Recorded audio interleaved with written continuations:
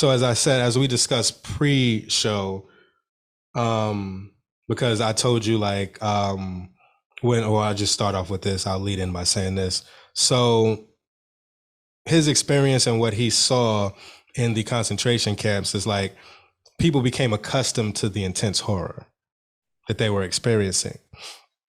And then I started talking about the melanated community and how I saw the parallels with that. And you was like, hey, I wasn't looking and reading the book, for that, but it's like, that's just how my mind thinks. It'll just automatically make comparisons and relate it to something else, like I said, and that's just how my mind just works. So accustomed to intense horror, and in no way, shape, or form, let me put this out there, in no way, shape, or form am I comparing the conditions of the melanated community present day to what was experienced in the concentration camp. So I just wanted to make that clear before, because you have to say these things because people, they'll just automatically just make the assumption, and then they'll ready to start trying to flex on you. Not even comparing it to the Black experience in general. Like if you think about slavery, like they're two different situations. Right. So with seeing that, like becoming accustomed to the intense horror. So it's kind of like we've become, what's the word? Desensitized. Yes, we've become desensitized to a lot of the stuff that we see in our community, whether it be police brutality, like the shootings. Like we don't feel the same outrage because we've seen it so many times. Being oppressed. So I got a question. It just came to me. Go ahead. So because, say for example, the police killing Black people, would that be somewhat the same as Black people, the Black on Black crime? Yeah, it's because like they're desensitized to the point where it's like, well, what is it for me to take a Black life? They taking it. Right, but it's levels to that, because I can sit up here and say, yeah, well, what about Black on Black, Black on Black crime? And it's like people take offense to that when we start speaking about like police brutality or just racism and the systematic racism, the institutions, how things are set up. Because at the end of the day, there's systems in place, and we also have to look at and take into account the years, the centuries of enslavement, whether it be physical, now mental, which creates perpetuates the cycles that we see today. So, but that all comes with understanding what's going on, being self-aware, what's your contribution, or what is your purpose and meaning in life? What are you going to contribute to the ongoing and the betterment of life? A lot of us haven't read. I'm just talking on a white, Black, all across the board. A lot of people haven't come to that level of understanding, so they're just going to fall victim to the cycles that have been put in place, or being a slave to the conditioning, that has been set, that they've been experiencing throughout life since day one.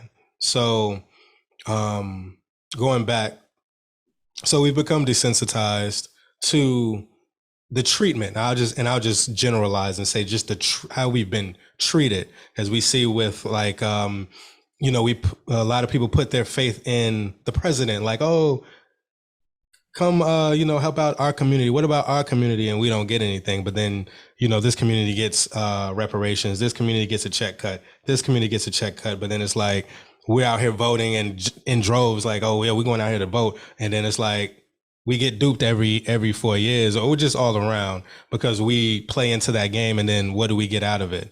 But there's levels to that as well. But I'm just giving a general picture to where it's like, we continuously get pushed to the side. So it comes to the point where we become accustomed to the poverty. We become accustomed to the crime. We become accustomed to the treatment all around. And then him explaining that in the book, it was like, I can see that. And it was, like I said, I can understand that because he also spoke about them finding humor, like when they were the strange sense of humor, as he said, as they showered, making fun of each other's looks, and then just them having that sense of humor during those times. And I can also see that as, and I actually posted this on Facebook, with Squid Games. Have you? You don't watch TV like that. No, I don't. You don't watch TV like that. Well, I will say this. Somebody they told me about this Ted Lasso TV show. Oh my goodness, I'm so hooked on it. What's it called? Ted Lasso. Okay, you said Ted Lasso TV show, like that's the guy that created it, but what is it called? That's why I was thinking. The name of the show is Ted Lasso, and the main character is Ted Lasso. Oh, okay. All right. I'll look into that. But I posted on Facebook a couple of weeks ago with Squid Games, and real quick, and you can see it in the trailer. It's like, without going into like so there's a scene in Squid Games where these people are in debt in China, and there's a group of people that are so much in debt they sign on to participate in the Squid Game, and it's like they're participating in these 6 different games for money. Those who make it through the 6 games get X amount of dollars, depending on how many people are left. So the first game is red light, green light. So there's this big statue of this little girl, and she's like a robot, whatnot. And then she's like, we're gonna play red light, green light. So boom. So she'll say red light, and then green light, and then people start running to the goal, and then she'll say red light, and then turn her head, and then whoever's still moving, they'll get shot and killed. So very, very gruesome, very, very gruesome. What kind of? Why do people watch this? I'll break it down to you after the show. I'll break it down after the show. So there was a video that I posted on my Facebook, and it was like somebody, making fun of it. It was like a black dude and a Hispanic dude, and they were acting like they were playing the game. So she'll say green light, and then they'll run forward, and she was like red light, and then they both pause, and then they start playing the Drew Hill, tell me what you want. And then like the black dude is like, no. And then it switched to the other guy. He was like, don't do it. He was like, I'm sorry.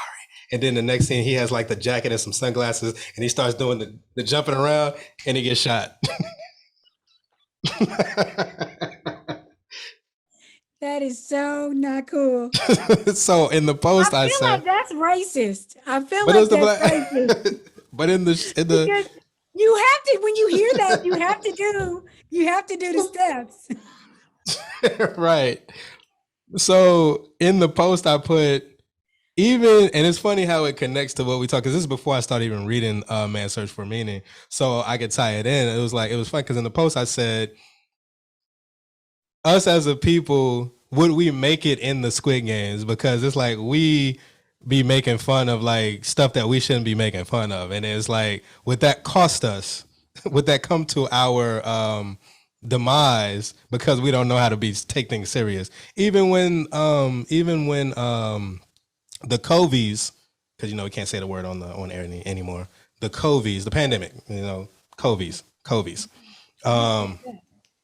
So even with that, like, remember when they was like, oh, black people can't get it, and then everybody was like, oh man, we are immune to that. We can't get that. We start joking about that, and it's like, can we take anything serious? So for me to hear about them joking while they were being gassed and slaughtered in the concentration camp, to hear that they were telling jokes, like they had jokes, and I was like, interesting. So can that be a way to overcome any challenges in life by laughing and finding humor in? Because you can look at like stuff that we laugh at, watch like Family Guy, which is like dark humor, and it's like, why are you even laughing at that? That's not funny, and you need to be serious in life. You cannot do that. Why are you laughing? Do you have to have that voice when you say that? Well, that's like people that are serious, like, you're not supposed to laugh. What are you doing? So it's like, I can see that as a way. Wait. You sound like Jamie Foxx. I am your conscience. Oh yeah, boy, he got roasted. Oh no, I'm not Jamie. I am your conscience. Oh, okay, go ahead. I'm sorry. So me hearing that, so being accustomed to intense horror, having a strange sense of humor, I found that like, okay, maybe there is something to laughing at your pain or laughing at your oppression or laughing at in the midst of darkness.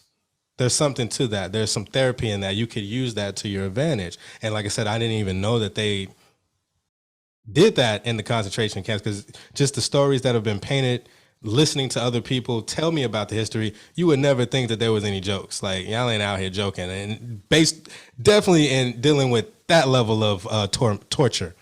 Right. So it was interesting to hear that.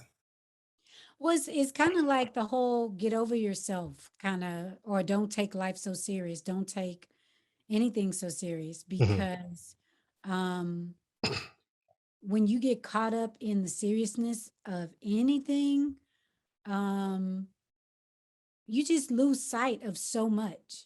Mm-hmm. I feel like whether it's the situation, a relationship, the person, what's really happening, or for example, like if we're experiencing loss, like what's underneath, what is the need that's not being met? Like you can't get to any of that if you're just on edge. Right. But when you're able to laugh and stuff, that kind of helps in the releasing, so that you can tap in, tune in, turn on, whatever, to get what you're supposed to get from the situation. Mm-hmm. Indeed.